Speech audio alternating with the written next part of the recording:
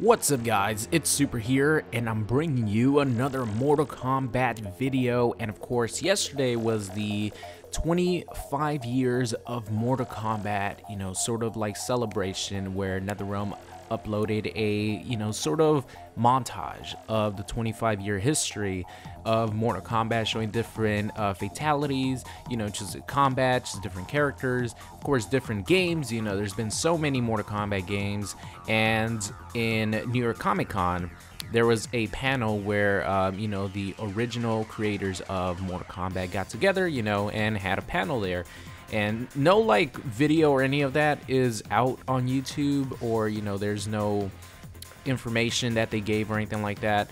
So not going to be talking about that, but of course on the 25 years of Mortal Kombat, there was something very interesting at the end which got me very, very excited, where the guys talked about potentially a future Mortal Kombat game. But just want to say the actual video of the 25 years of Mortal Kombat was so it was so amazing, because when I was watching it, it reminded me of playing in the arcades and playing on arcade cabinets Ultimate Mortal Kombat 3, and trying to learn the fatalities and trying to play with these characters and trying to do the combos, because some of the combos in the old school Mortal Kombat games were pretty difficult to do.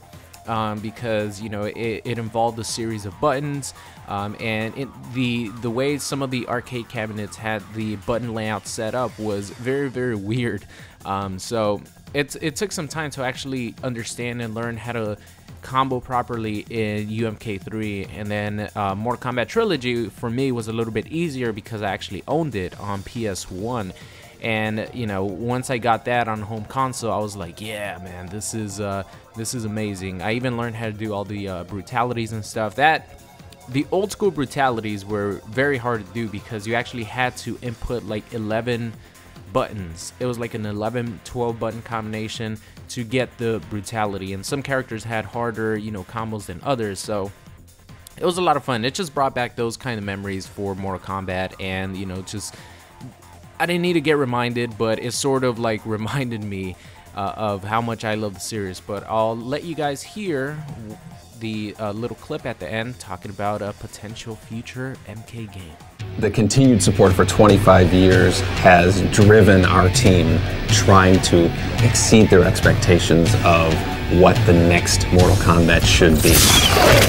I'm really excited about the future of Mortal Kombat. There's endless possibilities. If we're allowed to do any new ones, I'm not allowed to talk about anything secret or anything coming up. I've said too much already. Oh man, just hearing those guys talk about, sort of giving little hints at a Mortal Kombat game in the future. Of course, we know that Mortal Kombat is not going anywhere, right? Mortal Kombat games are going to be made well into the future, just because there's such an iconic fighting game. And of course, the Mortal Kombat games do make a lot of money for Warner Brothers, so there will be more MK games in the future. But the line, I'm not allowed to talk about anything secret or anything coming up, and the endless possibilities, and then Ed Boon, thinking about what he should say and what he shouldn't say, and then you talk about, the 25 years of MK legacy. Fans expect even more out of the next Mortal Kombat game and the next Mortal Kombat game. So that just, in my opinion, gives a little hint at Mortal Kombat 11 being worked on at the moment. I think we all sort of get a feel that that's the case, right? Because NetherRealm does have a 2-year, life cycle for their games, going back to MK9 back in 2011, and I think I think MK vs DC came out in 2008, and then MK11 came out in 2011. So I guess for those games it was a 3-year life cycle, but then it started to go into the 2-year life cycle once Midway went out the door and Warner Brothers came in and took over. After MK9, Injustice came out in 2013, then MKX came out in 2015, and of course Injustice 2 came out in 2017. So the natural course of events is a new Mortal Kombat game, that being MK11, in 2019. So, you know, these guys hinting at it, it makes it even more juicy and even more of a confirmation of my line of thought, along with a lot of other people's line of thought, as to getting a new Mortal Kombat game in 2019. And I can't wait, man, because we're less than a year away from getting the Mortal Kombat 11 reveal at E3. That's the most likely place where we are gonna get a MK11 reveal. It's probably gonna be a trailer at E3, and then I'm definitely gonna be going to E3 next year if, you know, things go according to plan. So I'll be hopefully playing some MK11 in a couple of months, which would be absolutely amazing. Because MK, as much as I love Injustice and, you know, everything about the superheroes, and, you know, I love Superman and all that, but Mortal Kombat games to me are on another level. Like, that's Mortal Kombat, and it's something that, you know, we've played as from our childhood. So Mortal Kombat will always be the top dog, in my opinion, for me at least, for my personal games. So that's going to be the end of today's video. Just wanted to talk about this because, you know, it's very significant in my opinion, giving little hints at the end of this little montage, you know, talking about, oh, I'm not allowed to talk about anything secret or anything coming up. And then, you know, oh, I think I've said too much already by saying that there's endless possibilities for future Mortal Kombat games. Oh, man, I can't wait to hopefully get maybe some more teases from Ed Boon. His Twitter has been very, very, very heavily Mortal Kombat related, as opposed to Injustice. But of course, it is the 25 years of Mortal Kombat anniversary, so come to expect that. But maybe early next year, or maybe even late this year, we might get some more hints and teases from Ed Boon, or you know, maybe something will leak or something will come out later this year, like very, very late this year in December, or early January, February in 2018 about MK11. So before I let you guys go, I compiled and want to share my top 5 list of returning Mortal Kombat X characters. Now, of course, these could be new characters that were introduced in Mortal Kombat X, or these could be returning classic characters that don't have like a 100% chance of making it. Like, for example, Sub-Zero is not going to be on this list, Scorpion's not going to be on this list, Liu Kang, Kitana, Raiden. These characters are 100% going to make it into the next Mortal Kombat game. So these are characters that might have less of a chance, maybe 80% chance of returning, whatever, as long as it's not 100% chance. So here we go. Down in the comment section, if you guys want to share your top 5 returning characters, write them down in the comment section. So of course, this is just my personal list of characters that I think would be very, very important to return to Mortal Kombat 11. Number 5, this is in order of my wish list. So number 5 is Big Daddy Goro. Now, Goro was a playable character in MKX, and they did him really, really well.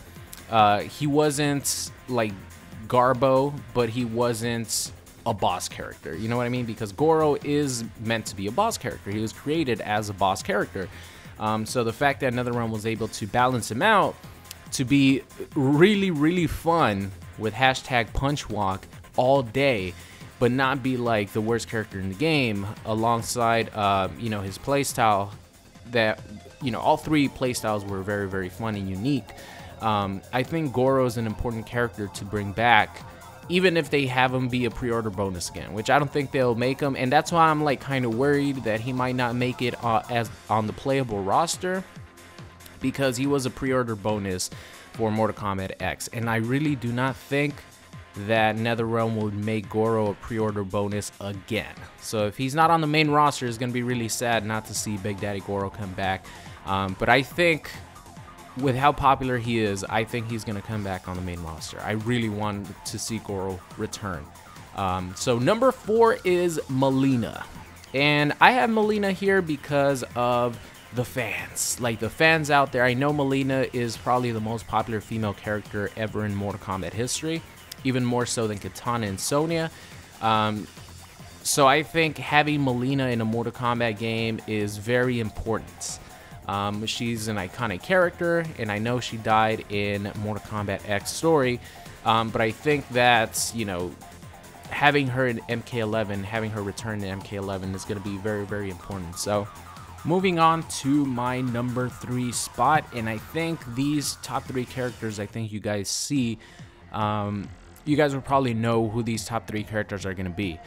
So number 3 is Ermac. They made Ermac very interesting in this game.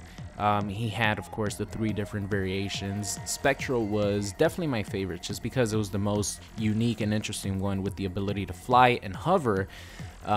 You could do a lot of cool combos with Ermac. So if they could somehow incorporate that into his core gameplay, you know, this is just... I just want the character because we don't know if there's going to be variations coming back. I don't know if they're just going to have, you know, traditional Mortal Kombat like MK9 where there is no variations, it's just the base character with all the moves into one. We don't know any of that stuff. It's way too early to even find any of that out. But I just want Ermac in the game. I think the Sith Lord design that they went with, I think it looks awesome. So if they could do something similar to that, or maybe even, I should say, and maybe have a classic costume with him as well. Because I always like the, you know, the Ermac that I fell in love with was the Ninja Ermac. You know what I mean? The classic palette swap, UMK3, Ninja Ermac. That one will always be my favorite Ermac, no matter how cool he looks now with, you know, his Sith Lord vibe. So Ermac is a must for me. If he's not in the game, I will be very, very, very shocked and very, very disappointed. Now, moving on to number 2 is a character that got introduced as DLC. Now, I don't know if this character would make it onto the story or not. I'm hoping that he does. Triborg. They even used, like, as far as like introducing Triborg in the initial Combat Pack 2 trailer, they even used a little clip from the story mode where you see Sector's head and his equipment, and Triborg comes in and, you know, steals the head so he could get, you know, the powers of Sector.